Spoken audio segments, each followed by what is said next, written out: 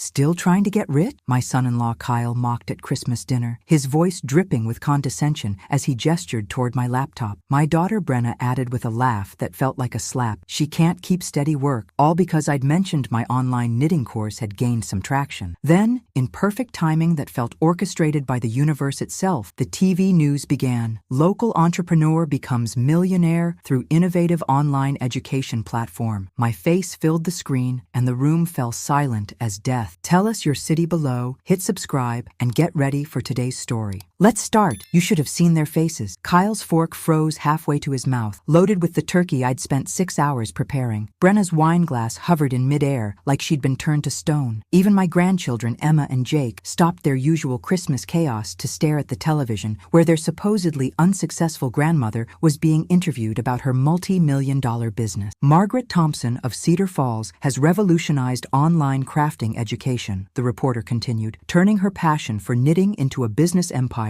worth over $750,000. Her Stitch Your Dreams platform now serves students in 47 countries. I'd known this interview was airing tonight. What I hadn't expected was the exquisite timing of Kyle's public humiliation of me just moments before. Sometimes the universe has a sense of humor that even I couldn't have scripted better. "Mom," Brenna's voice came out as a croak. That's you on TV." I reached for my wine glass with steady hand, though inside I was practically vibrating with satisfaction. "Yes, dear, it is." Kyle had gone an interesting shade of green that clashed terribly with his expensive Christmas sweater. The same sweater I'd noticed still had the price tag artfully tucked inside the collar. $500. I wondered if they'd put it on a credit card they couldn't afford, just like everything else in their perfect suburban life. "But you never said anything," Kyle stammered, his earlier confidence evaporating like steam from the forgotten gravy boat. "You never asked," I replied, taking a delicate sip of wine. "In fact, if I recall correctly, your exact words last Thanksgiving were that my little hobby was cute, but I should focus on finding real work." The reporter's voice continued from the television. Thompson's success story began during the pandemic when she lost her teaching job after 30 years. Rather than despair, she saw opportunity. "Lost my job." They made it sound so simple. What actually happened was that budget cuts forced early retirement on anyone over 50, and suddenly I found myself staring at a future of substitute teaching and food stamps. But I hadn't shared those fears with my family. Why burden them with an old woman's problems? The platform started with just 12 students, the TV continued. Now it boasts over 50,000 active learners and has generated partnerships with major craft retailers worldwide. 50,000 students. I let that number hang in the air while Kyle struggled to process this new reality. This was the same man who'd suggested just last month that I might want to consider moving to a senior community because maintaining a house was probably too much for someone my age. "Mrs. Thompson," the reporter had asked during filming, "what advice do you have for other entrepreneurs starting later in life?" I remembered my answer clearly. Don't let anyone convince you that your best years are behind you, and never, ever let family members treat you like you're already dead just because you've hit 50. Brenna set down her wine glass with shaking hands. "Mom, why didn't you tell us? We're your family." "Are you?" I wanted to ask, because family members don't usually spend dinner parties competing to see who can deliver the most cutting remarks about your failures, but I maintained my composure. "Well, you seemed so certain it would never amount to anything," I said pleasantly. "I didn't want to get your hopes up." The interview concluded with footage of my home office, the same room where Kyle had sarcastically suggested I install a ramp for when the arthritis gets worse. The camera panned over my awards, my computer setup, the wall of thank you letters from students around the world. "This Christmas certainly took an unexpected turn," I observed, cutting myself another slice of pie. "Anyone else want dessert?" The silence that followed my casual dessert offer stretched like taffy. You could practically hear the gears grinding in Kyle's head as he tried to recalculate every interaction we'd had over the past 3 years. Meanwhile, Brenna kept glancing between me and the television as if she expected one of us to disappear like a mirage. "Grandma," Emma piped up with the brutal honesty only 7-year-olds possess, "Daddy said you were poor and couldn't afford nice things. But millionaires aren't poor, right?" From the mouths of babes. Kyle's face flushed deep red, and I had to bite my lip to keep from smiling. Children have this wonderful way of exposing adult hypocrisy without even trying. "No, sweetheart," I said gently. "Millionaires are not poor. Would you like some ice cream with your pie?" "Yes, please. The expensive kind." Even Jake, at 5, seemed to understand that something significant had shifted in the family dynamic. He kept staring at me like I'd suddenly grown wings, which honestly wasn't far from how I felt. Kyle cleared his throat, apparently deciding to attempt damage control. "Maggie, this is incredible news. Really incredible. Why don't we talk about how we can help you manage all of this?" Yes, there it was. Less than 10 minutes after learning about my success, and he was already positioning himself as my financial advisor. The audacity was almost impressive. Manage what exactly? I asked, spooning ice cream into Emma's bowl with deliberate precision. Well,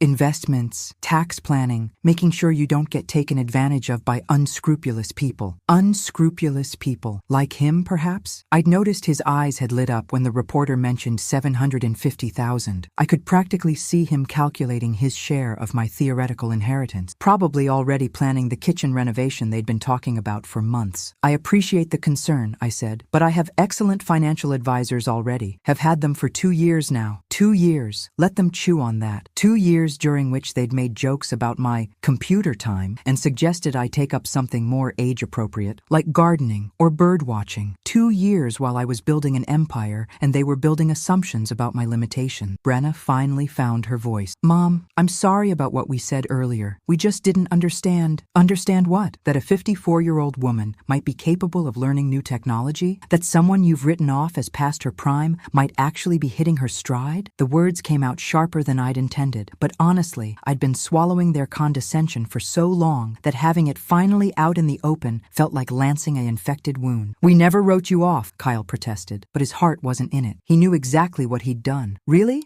Last month you suggested I get tested for early onset dementia because I forgot to return your call within 6 hours. 6 hours, Kyle. He had the grace to look uncomfortable. I was just concerned. You were concerned about my mental capacity. But somehow it never occurred to you to be concerned about my financial capacity. Interesting priorities. Emma, bless her heart, was listening to this exchange with fascination while methodically eating her ice cream. Children are natural observers of adult drama, filing away every contradiction for future reference. What does millionaire mean? Jake asked suddenly. It means grandma has lots and lots of money, Emma explained with authority. More than daddy. Much more than daddy, if the whispered phone calls I'd overheard about credit card debt were any indication. But I wasn't quite ready to drop that particular bomb. Not yet. Money isn't everything, Brenna said quickly, shooting a warning glance at Emma. No, I agreed, but respect is, and it's remarkable how much easier respect becomes when people can't dismiss you as financially irrelevant. The adult conversation was clearly making Kyle uncomfortable. He kept fidgeting with his phone, probably calculating how to spin this development to his advantage. I'd seen that calculating look before, usually right before he suggested ways I could be more helpful to their household. Maybe we should talk about this privately, he suggested, glancing meaningfully at the children. Why? Are you planning to say something you wouldn't want them to hear? The question hung in the air like smoke, because that was exactly what he'd been planning, wasn't it? Some private conversation about how we were all family and families shared their good fortune.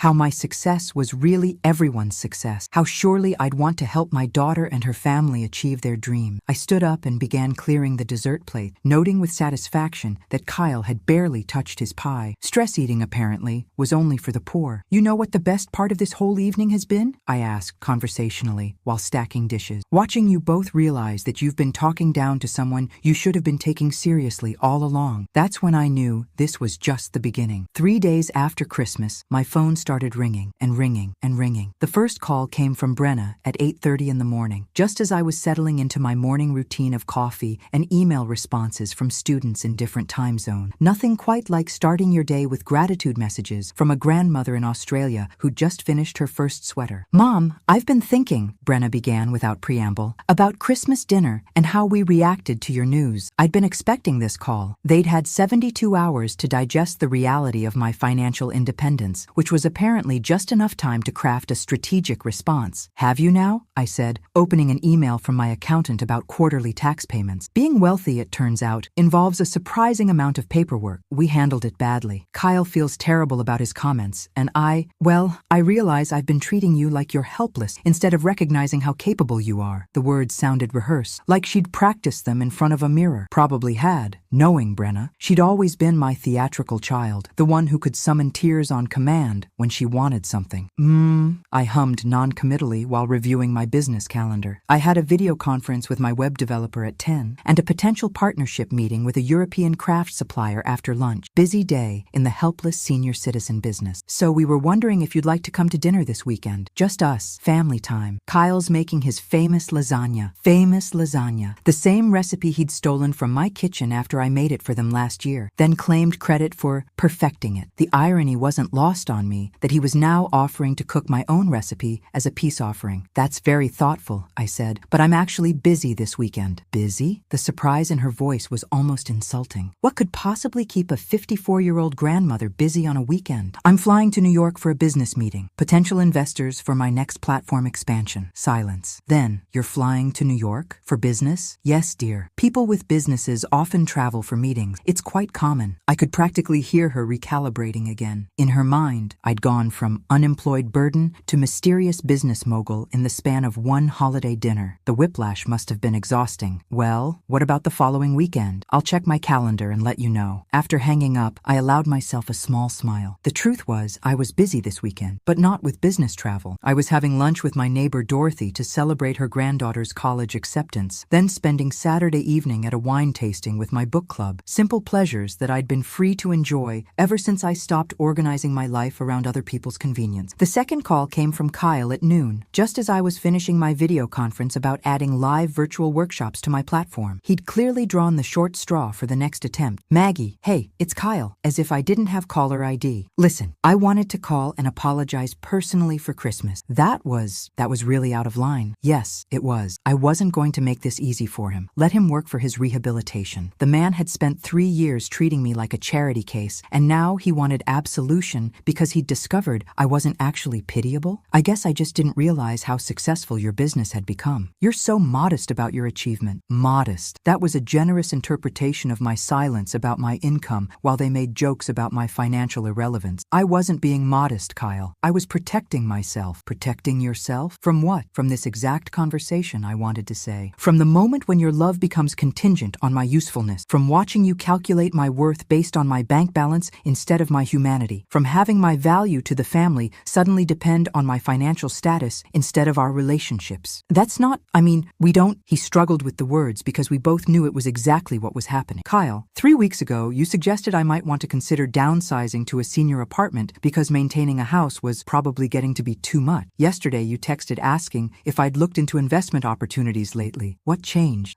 His voice trailed off. What changed? Kyle, is that you now see dollar signs when you look at me? And that tells me everything I need to know about what I meant to you before. That's not fair, isn't it? When's the last time you called me just to chat? When's the last time you asked about my interests without rolling your eyes? When's the last time you treated me like a person instead of an obligation? He couldn't answer because we both knew the answer was never. Look, he said finally, maybe we got off on the wrong foot over the years, but we're family. Family supports each other. There it was, the magic word, support, which in Kyle speak meant subsidize our lifestyle while pretending it's about love. You're absolutely right about family supporting each other, I said sweetly. It's just fascinating how that support only started being important to you after you found out I could afford it. I hung up before he could respond, but I was grinning. This was better than any soap opera I'd ever watched. Tomorrow would bring call number 3, and I was curious to see which angle they'd try next. Call number 3 came from an unexpected source. Emma. Grandma Maggie? Her 7-year-old voice was serious, the way children sound when they're delivering messages from adults who don't want to make the call themselves. Hello, sweetheart. How are you? I'm good. Mommy said I should call you because you might be sad that we haven't talked since Christmas. Ah, the guilt deployment via grandchildren. I had to admire the strategy, even as it annoyed me. Using Emma as an emotional weapon was a new low, even for them. I'm not sad, honey. I've been very busy with work. Daddy says you're really rich now, and that rich people don't have time for family. I closed my eyes and counted to 5. The fact that Kyle was poisoning my granddaughter's perception of wealthy people to justify his own behavior was breathtaking in its manipulation. Emma, sweetheart, being rich doesn't make you love your family any less, but sometimes adults make things complicated when they shouldn't. Are you mad at mommy and daddy? Out of the mouths of babes again. How do you explain to a 7-year-old that you're not mad so much as deeply disappointed that the people who claim to love you have spent years treating you like a burden, then suddenly became very interested in your company once they discovered you could afford nice things? I'm not mad, sweetie, but I am sad that it took them this long to realize I'm not just someone who needs taking care of. I never thought you needed taking care of. You make the best cookies and you know how to fix my tablet when daddy can't. Smart girl. She'd noticed what the adults had missed. I'd been taking care of everyone else for years. Emma, can you put mommy on the phone? She says she's in the shower, but I heard her whisper that I should talk to you first to see if you're still angry. Of course she did. Because heaven forbid Brenna actually face an uncomfortable conversation head on when she could use her daughter as a scout first. Tell Mommy I said that using you to test my mood isn't fair to you, and if she wants to talk to me, she should call herself like a grown-up. What does that mean? It means you shouldn't have to worry about whether adults are angry with each other. That's not your job. After I hung up with Emma, I sat in my office staring at my computer screen. The business was thriving beyond my wildest dreams. I had students sending me thank you notes from around the world. I had partnerships forming with major craft companies. I had respect in my industry and financial freedom I'd never imagined possible. So why did I feel so empty when it came to my family? The answer, I realized, was that I'd been grieving a relationship that had probably never existed the way I thought it did. I'd believed Brenna and Kyle loved me for who I was, but their recent behavior suggested they'd been tolerating me out of obligation. The money hadn't changed me. It had revealed who they'd been all along. My phone buzzed with a text from Brenna. Emma said you were upset about her calling. That wasn't my idea. Kyle thought it might be nice for you to hear from the kids. Even the apology was a deflection. Kyle's idea, not hers. Never any accountability for their own choices. I typed back, using children as messengers in adult conflicts is inappropriate regardless of whose idea it was. Her response came quickly. We're trying to rebuild our relationship here. Can't you meet us halfway? Halfway. As if the past 3 years of condescension and dismissal could be split down the middle like a dinner check. As if my hurt feelings were equally responsible for their disrespectful behavior. I started typing several responses and deleted them all. What was the point? They wanted access to my money, not insight into my feelings. They wanted to be forgiven, not to understand what they'd done wrong. Finally, I settled on, I'm not interested in rebuilding the same relationship we had before. If you want a new one, it starts with treating me like an equal, not like a problem to be managed or a resource to be accessed. No response came, which told me everything I needed to know about their priorities. That evening, I opened a bottle of good wine, ordered takeout from my favorite Thai restaurant, and spent 2 hours on a video call with my business partner discussing expansion plans for the European market. It was productive, engaging, and reminded me that there were people in the world who valued my intelligence and treated my time as precious. Later, as I was getting ready for bed, my doorbell rang. Through the peephole, I saw Kyle standing on my porch, holding a bouquet of grocery store flowers, the kind you grab from the bucket near the checkout counter when you've remembered at the last minute that you're supposed to be making an effort. I didn't open the door. Instead, I watched him stand there for 5 minutes, shifting his weight from foot to foot, before finally leaving the flowers on my doormat and walking away. The card tucked among the wilted carnations probably contained an apology that mentioned his good intentions and my unreasonable expectation. I left the flowers where they were. By morning, they'd be as wilted as his chances of easy access to my bank account. 2 weeks later, they made their real move. I was in my kitchen making breakfast when my doorbell rang at 7:30 in the morning. Too early for social calls, too persistent for delivery drivers. When I opened the door, Brenna stood there with mascara streaks down her cheeks and Jake balanced on her hip, both of them looking like refugees from a domestic disaster. Mom, I'm sorry to bother you so early, but we need help. There it was, the crisis that would justify everything that came next. I'd been wondering what form their desperation would take, and apparently it was going to be dramatic. What happened? I asked, though I didn't invite them inside. Not yet. Kyle lost his job yesterday. The company is downsizing, and he was one of the last hired, so she dissolved into fresh tears, which seemed a bit theatrical considering Kyle had been complaining about his boss for months. I'm sorry to hear that, I said, and I was, genuinely. Come inside. I led them to the kitchen and poured coffee for Brenna, while Jake immediately gravitated toward my cookie jar. At least someone in the family had consistent priorities. How bad is the situation? I asked, settling across from her at my small table. Bad, really bad. We've got the mortgage, the car payments, Emma's dance classes, Jake's daycare. Kyle's severance will cover maybe 6 weeks if we're careful. She wiped her nose with a tissue that had clearly seen heavy use already this morning. 6 weeks. That was either terrible financial planning or an exaggeration designed to heighten the urgency. Given their history of living beyond their means, it was probably both. What about unemployment benefits? He'll get those, but it's not enough to cover everything. Mom, I hate to ask, but you need money. She nodded miserably, and for a moment I saw my little girl again, the one who'd come to me with skinned knees and hurt feelings, trusting that Mommy could fix everything. The one who'd disappeared somewhere along the way, replaced by this woman who'd spent 3 years treating me like an embarrassing obligation. tuition. How much? I asked. Just to get us through until Kyle finds something. Maybe $3,000 a month for a few months? We'll pay you back as soon as we're on our feet again. $3,000 a month. That was $36,000 if they needed a full year, which they probably would in this job market. It was also a sum that would establish a financial dependency I suspected they'd never want to break. Let me ask you something, Brenna. If I hadn't turned out to be wealthy, what would you have done? She looked confused by the question. I don't know. Borrowed from someone else? Sold the house? Sold the house. Downsized your lifestyle. Made the hard choices that people in financial crisis usually have to make. But you can afford to help us, she said, and there was something in her voice that made my stomach clench. An entitlement that suggested my ability to help had somehow become my obligation to help. Yes, I can afford it. But should I? Should you? She stared at me like I'd suggested abandoning Jake by the roadside. Mom, we're family. We are. And as family, I love you enough to ask whether giving you this money would actually help you in the long run. Jake, oblivious to the tension, had discovered my tablet and was absorbed in a learning game I'd downloaded for his visit. Sweet boy. He deserved better than being used as a prop in his parents' financial drama. What do you mean? Brenna asked. I mean that every time you and Kyle have gotten in over your heads financially, someone has bailed you out. Your father, when you bought too much house. His parents, when the business venture failed. Me, when you needed the wedding deposit. When does the pattern stop? This is different. This isn't our fault, isn't it? Kyle losing his job isn't your fault, but being unable to survive 6 weeks without borrowing money is absolutely a choice you made. You chose to have no emergency fund. You chose to maintain a lifestyle you couldn't afford on one income. She was crying again, but this time it felt more genuine, less performance, more actual distress. So you're saying no? You're going to let us lose our house? I'm saying I'll help you, but not the way you're asking. I got up and retrieved my checkbook from the drawer, along with a legal pad. Brenna watched me with the intensity of someone waiting for a verdict. Here's what I'm willing to do, I said, sitting back down. I'll give you $15,000, not loan, give, to help with the immediate crisis and give Kyle time to find work. $15,000? Her voice was small. That won't cover everything. No, it won't. It'll cover the absolute necessities while you make the hard choices you should have been making all along. Sell the second car. Take the kids out of expensive activities. Cancel the premium cable. Shop at discount stores instead of the fancy grocery chain. I wrote the check while she stared at me in disbelief. This is a gift with one condition, I continued, tearing the check free but not handing it over yet. You get financial counseling, both of you. Learn to live within your means before you dig yourselves into another hole. But Mom, if you can afford more, I can afford a lot of things, Brenna. But what I won't afford is enabling you to avoid the consequences of poor financial planning. Take the $15,000 and the counseling requirement, or find another solution. She stared at the check in my hand like it was both a lifeline and an insult. What if Kyle can't find work quickly enough? Then you'll downsize your life until he can. You'll discover what millions of families know. You can survive on less than you think you need. The silence stretched between us while Jake continued playing peacefully, unaware that his future was being negotiated over coffee and tears. Finally, Brenna reached for the check. Fine, we'll take it, and we'll do the counseling. I handed it over, but I wasn't naive enough to believe this was the end of it. This was just round one. They'd be back when $15,000 wasn't enough, with bigger emergencies and more desperate tears. But at least now I knew exactly where we stood, and more importantly, so did they. The financial counseling lasted exactly one session. I knew this because Dr. Patricia Hoffman called me personally 3 days after Brenna and Kyle's appointment, which was highly unusual given patient confidentiality rule. But apparently, when someone storms out of a financial planning session screaming about manipulative mothers-in-law, exceptions get made. Mrs. Thompson, I hope you don't mind me reaching out directly, Dr. Hoffman said during our phone call. Your daughter and son-in-law listed you as an emergency contact, and frankly, I'm concerned about their attitude toward financial responsibility. I was in my garden deadheading roses, one of those mindless tasks that lets you focus completely on someone else's drama. What happened? Well, they spent most of the hour explaining why their situation was temporary and exceptional, rather than examining the spending patterns that created their vulnerability. When I suggested they sell one of their vehicles, your son-in-law became quite agitated. Let me guess, he said he needs the truck for work opportunities, among other things. He also mentioned that you were being unnecessarily harsh given your financial capacity to simply solve their problem. There it was. Even in therapy, Kyle was focused on my obligation to fix their mess rather than their responsibility to change their behavior. Some people could find water in the desert and still complain it wasn't chilled. Dr. Hoffman, did they discuss any concrete steps they were willing to take? Your daughter seemed more open to changes, but your son-in-law dominated the conversation. He kept returning to the theme that family members should support each other unconditionally. Unconditionally. That was rich coming from a man man who'd spent 3 years treating me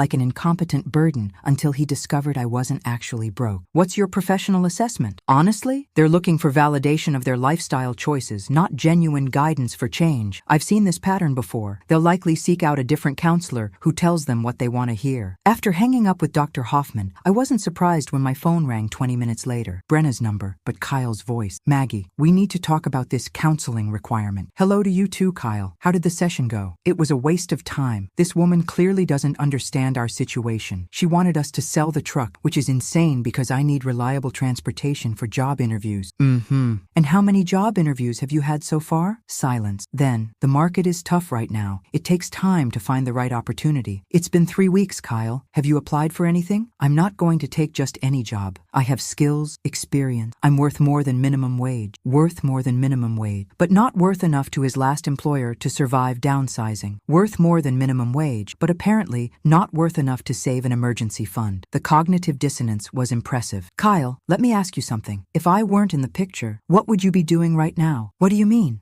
I mean, if I didn't exist, if Brenna had no wealthy mother to turn to, what would your strategy be? Another pause. I guess we'd figure something out. You'd figure something out, probably by taking any available work while continuing to look for something better, right? Maybe. But since I do exist, you've decided that figuring it out means convincing me to subsidize your unemployment while you hold out for the perfect position. That's not fair, isn't it? Because from where I'm sitting, it looks like my existence has become your excuse to avoid making difficult decisions. I could hear Brenna in the background, her voice urgent but muffled, probably reminding him that antagonizing the Bank of Margaret wasn't the smartest strategy. Look, Kyle said, his tone shifting to what he probably thought was reasonable. The counseling thing isn't working. This woman has no idea what our expenses actually are. Maybe we could try a different approach. What kind of approach? Maybe you could help us directly instead of going through some stranger who doesn't know our family. And there it was. They wanted to eliminate the professional oversight and deal directly with me, where they could deploy emotional manipulation instead of facing objective financial analysis. You mean help you avoid accountability while I subsidize your poor choices? I mean help your family during a crisis. Kyle, I've been thinking about our situation, and I've realized something important. You're not actually in a crisis. You're in a transition that you're choosing to handle irresponsibly. What's that supposed to mean? It means that losing a job is unfortunate but manageable if you make smart choices. Refusing to make those choices because you think someone else should solve your problems for you isn't a crisis. It's a character flaw. The silence that followed was so long I wondered if he'd hung up. Are you cutting us off? He asked finally. I'm requiring you to grow up. The 15,000 stands. The counseling requirement stands. And if you choose not to participate in genuine financial counseling, then you choose not to receive any future assistance from me. You're really going to watch your own daughter lose her house? I'm really going to watch my own daughter learn to take responsibility for her choices. There's a difference. After I hung up, I sat in my garden for a long time, watching the afternoon shadows lengthen across my lawn. Part of me felt terrible for being so firm with them. The maternal instinct to fix everything and protect my child from consequences was powerful, but a larger part of me felt something I hadn't experienced in years, the satisfaction of setting healthy boundaries and maintaining them. My phone buzzed with a text from Emma. Mommy is crying and Daddy is yelling. Are you still mad at us? That broke my heart, but it also reminded me why boundaries were necessary. Children shouldn't have to manage adult emotions or feel responsible for family financial problems. I texted back, I'm not mad at you, sweetheart. Sometimes grown-ups have to make hard decisions. You don't need to worry about any of this. Then I turned off my phone and went inside to plan my next business expansion. They sold the truck. I found out 3 weeks later when Emma called me, chattering excitedly about their new adventure of sharing one car. Children have this remarkable ability to find joy in circumstances that send adults into existential despair. Daddy walks to the grocery store now, and he says it's good exercise, Emma reported, and Mommy drives him to job interviews when they're far away. It's like they're teenagers again, out of the mouths of babes. Apparently someone had managed to reframe financial necessity as romantic nostalgia. I had to admire the positive spin, even though I suspected Kyle was grinding his teeth every step of those grocery store walks. That sounds very practical, I said, genuinely proud of them for making at least one adult decision. Are you going to come visit us soon? Mommy says you're probably too busy being rich. I closed my eyes. Even when they were trying to be better, they couldn't resist the passive-aggressive commentary through my granddaughter. Grandma's Grandpa's not too busy for you, sweetie, but I am waiting for Mommy and Daddy to show me they're serious about making good choices. What kind of choices? How do you explain financial responsibility to a 7-year-old without making her feel responsible for her parents' problems? Grown-up choices about money and jobs and taking care of the family. 2 days later, Brenna called me herself. Her voice was different somehow, less performative than usual. Mom, Kyle found a job. That's wonderful. What kind of work? It's not what he was hoping for. Construction labor, not management, but it's 40 hours a week with benefits, and he starts Monday. I detected something in her tone that suggested this hadn't been Kyle's first choice or an easy decision for his ego. How does he feel about it? He's adjusting. The pay is less than his last job, but it's honest work, and we can make it work if we're careful. If we're careful. That phrase suggested they'd finally started looking at their actual expenses versus their actual income, which was more progress than I'd expected. I'm proud of you both, I said, and meant it. Are you? Really? There was something vulnerable in her voice, like my approval still mattered to her. Yes, it takes courage to accept reality and work with it instead of fighting it. Kyle wants to apologize to you. He realizes he's been difficult.